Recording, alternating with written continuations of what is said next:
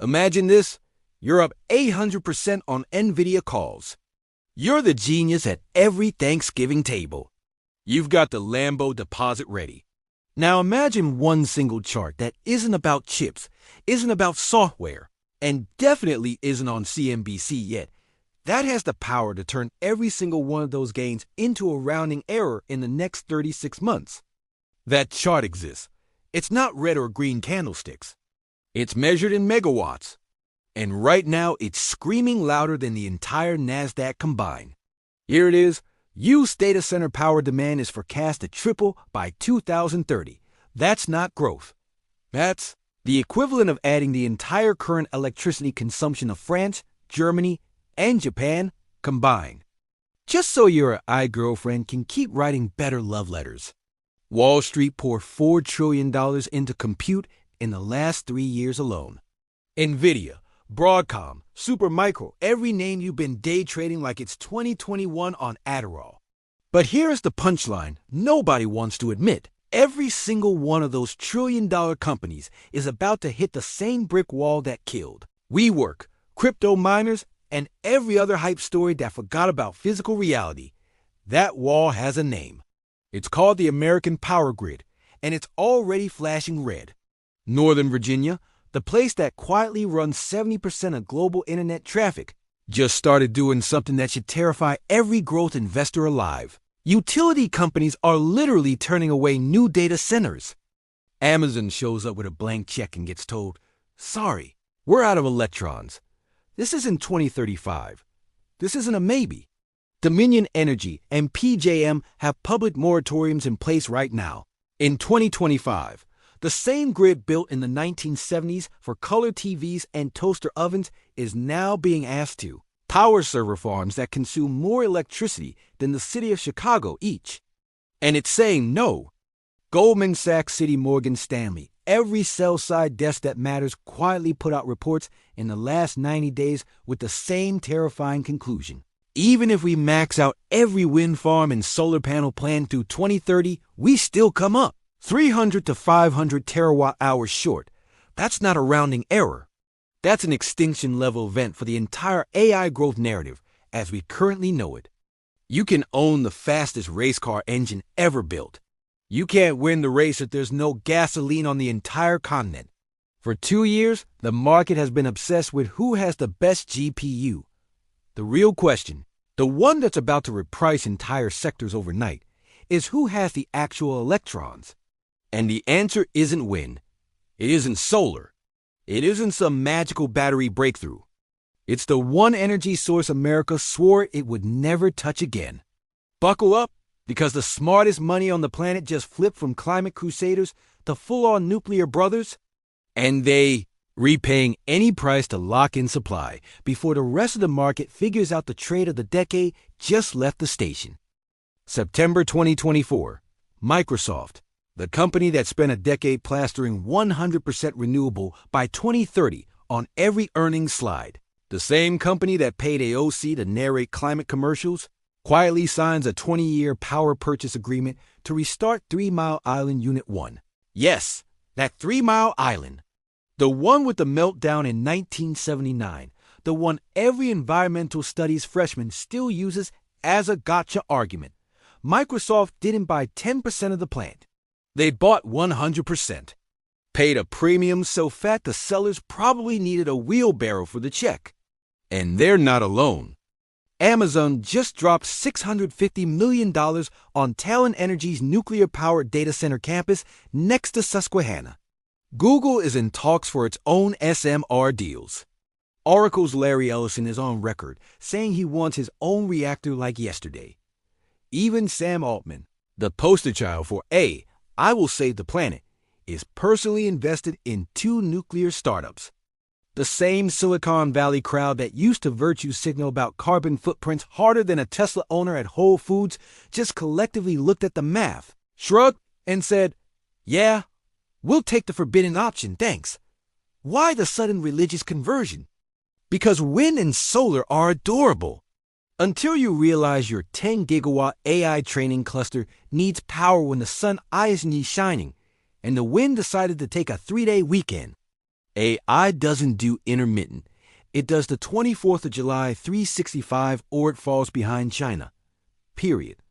One uranium fuel pellet, roughly the size of a gummy bear, contains the same energy as 1 ton of coal or 149 gallons of oil. And it runs for 18 to 24 months straight without a single Instagram story about negative pricing. Renewables are the side chick that looks great on paper. Nuclear is the wife that actually keeps the lights on when the bill comes due. The best part? The green lobby is suddenly very quiet. All those NGOs that used to chain themselves to reactor gates are now getting grant checks from the same tech billionaires they used to protest. Funny how that works when your donor list includes the guys who need 835 megawatts yesterday. Wall Street is still catching up. Analysts are out here writing 40-page reports titled Nuclear Renaissance with the same excitement they used to reserve for 3x leverage ARKK calls.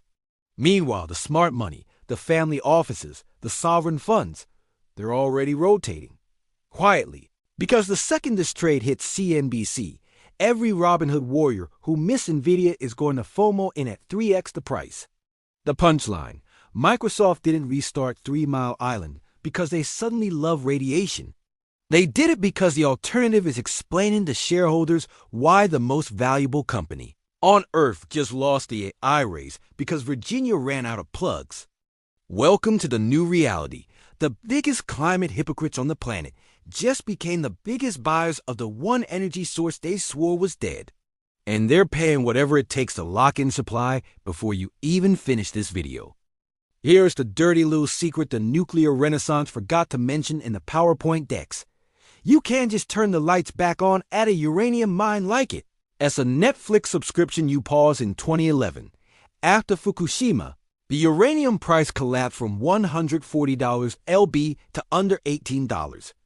Mine shut. Exploration budgets got slashed harder than a blockbuster in 2008. Juniors went bankrupt faster than you can say. Crowdfunding round. For over a decade, global uranium production ran on fumes, secondary supplies, old Soviet warheads turned into reactor fuel, and the quiet hope that nobody would ever actually need the stuff again. Fast forward to 2025. China is starting 2 reactors a month. India just announced another 20. France is extending every plant to 60 years. The U.S. just passed the first bipartisan nuclear bill since the Stone Age. And every hyperscaler on Earth just realized they need 20-year baseload contracts or the entire AI capex story collapses. Demand is exploding. Supply? Still asleep. Global uranium inventories are at the lowest levels since the 2007 bull market. The big producers, Cameco, Kazatomprom, are running at 85 to 90% capacity and openly telling customers, yeah, we're basically sold out through 2028. New mines take 7 to 15 years and $2 to $5 billion from discovery to first pound. Restarting an idle mine? 3 to 5 years minimum. Spot market? Less than 5% of annual consumption, thinner than the patience of a Reddit options trader at 3:59 p.m. Translation: the uranium market is about to experience the most violent supply-demand imbalance since oil in the 1970s. Except you can't invade a country to fix this one. Spot price already quietly doubled from $35 to over $90 in the last 8 months while everyone was busy watching. Nvidia split 10 for 1. But here's the kicker nobody on CNBC is saying out loud yet. The marginal cost of new production is north of $80, $100 LB, just to incentivize the next tier of mines. Long-term contracts are being signed today at prices that would have been laughed at in 2021. And the best part? There are only about a dozen companies on Earth that actually control meaningful, permitted, scalable uranium deposits. A handful of Canadian juniors that were trading for pennies during the bear market are now getting term sheets from utilities and tech giants that look like phone numbers. Wall Street still thinks uranium is some dusty 1980s commodity. Meanwhile, the actual owners of the fuel are receiving calls from Microsoft, Amazon, and sovereign wealth funds that start with, name your price, just don't sell to anyone else. This isn't a cycle. This is the first inning of a decade-long supercycle driven by the one thing markets hate most: physical scarcity with inelastic supply and exponential demand. And the clock just started. Let me save you 6 months of scrolling Twitter Spaces and reading 400-page prospectuses. In every gold rush since 1849, the average miner went broke. The guys who got disgustingly rich sold picks, shovels, jeans, and whiskey. AI is the new gold rush. Nvidia, Broadcom, and the rest of the picks are already priced like they cured cancer and invented time travel at the same time. Good luck buying those at 75 to 120x forward earnings and expecting another clean 10 from here. The shovels? The companies that own the actual pounds in the ground, the existing reactors, and the grandfathered licenses that take a literal act of Congress to replicate. Right now, a 65-year-old utility stock that literally has the words electric and power in its name is trading with more volume than half the Magnificent Seven put together on certain days. Why? Because when Microsoft wants 835 megawatts for 20 years and the only way to get it is to write a blank check to an East Coast utility that already has the NRC license, suddenly boring becomes the hottest growth story on the board. Cameco, the 800-pound gorilla of uranium production, is already up 4 in 3 years while most people still think it's a Pokemon. The handful of developers with permitted, construction-ready projects in Tier 1 jurisdictions are getting takeover bids before they even pour first concrete. And here's the beautiful part. Most Wall Street coverage still lists these names under utilities or materials, so the big growth funds aren't even allowed to own them yet. The second a single major bank upgrades the sector to overweight and slaps a $300 plus price target on Cameco or a $1.50 target on a certain junior, the same FOMO that drove Nvidia from $300 to $3,000 pre-split is going to look quaint. Smart money isn't buying more Nvidia at 140 earnings. They re-rotating into assets, trading at 12 to 18 cash flow that control the single biggest bottleneck to the entire $7 trillion AI build-out. 1 uranium pellet equals 1 ton of coal. 1 permitted uranium deposit equals a 20-year monopoly printing press for anyone who needs always-on terawatts. Retail is still chasing the story that's already on every billboard. Institutions are quietly building positions in the story that hasn't even hit the first headline yet. By the time your favorite FinTwit influencer discovers nuclear, the easy 5 to 10 will already be in the rearview mirror. TikTok. Zoom out and look at your screen right now. Every green candle on Nvidia, SMCI, Vertiv, whatever the hot AI name of the week is, all of them share one fatal dependency nobody is stress testing yet. They all run on electricity that does not exist. Goldman Sachs, McKinsey, the IEA, every serious forecast agrees, even with heroic assumptions on renewables and grid upgrades. The United States will be 300 to 500 terawatt-hours short by 2030. That's not a dip.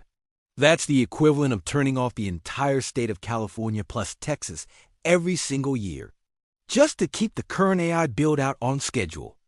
The market is pricing Nvidia as if electricity grows on trees. Reality is pricing uranium as if it's the last barrel of oil on Earth. You now have exactly 2 choices. Choice A. Keep riding the momentum train that's already up 5 to 15, praying the music never stops, and the grid somehow discovers a secret cheat code nobody's found in 50 years. Choice B. Position yourself in front of the single hardest constraint in the entire $7.